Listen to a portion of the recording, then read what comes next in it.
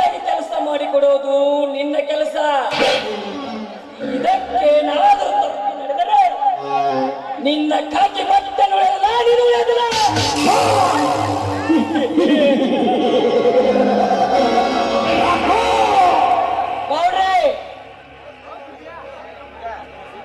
ಹೌದು, ಇದೇ ನಮ್ಮೆಲ್ಲರ ಒಂದು ಕೊನೆಯ ಮಾತು.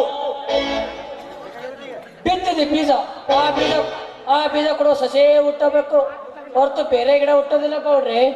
ಮಾವನ ಎನಿಸಿಕೊಂಡು ನಿನ್ನ ನಿರ್ಧಾರವೇ ನನ್ನ ನಿರ್ಧಾರ. ಗೌಡ್ರೆ, ಕಾಕಿ ಬಟ್ಟೆ ಅಂತ ನನ್ನ ವಶಕ್ಕೆ ಬೆತ್ತಂತ ಆಯ್ತು. ಪ್ರಸಂಗ ಬೆತ್ತರೆ ಖಾದಿ ಯಜಮಾನ್ರೆ ನೀವು ಆಗಿ ಬಿಡರಂತೆ. ಖಾದಿ ಯಜಮಾನರಷ್ಟೇ ಏಕೆ ನಾಗರಾಜ್, ಪ್ರಸಂಗ ಬಿದ್ದರೆ ಕೈಲಾಸದಲ್ಲಿ ಪರಶಿವನು ಕೂಡ ನಾನಾಗಬಲ್ಲೆ.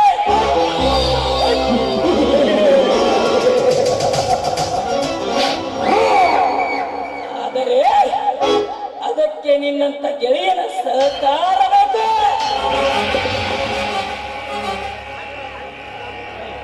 ಜಾತಿ ಮತಗಳಲ್ಲಿ ಬೇರೆ ಬೇರೆಯಾಗಿದ್ದರು ನಾವಿಬ್ಬರು ಒಂದೇ ತಾಯಿ ಮಕ್ಕಳೆಂದು ತಿಳಿ ಒಟ್ಟಾರೆ ಒಗ್ಗಟ್ಟಿನಿಂದ ನಡೀತಿರುವ ಈ ನಮ್ಮ ಇಬ್ಬರ ಸಂಸಾರಕ್ಕೆ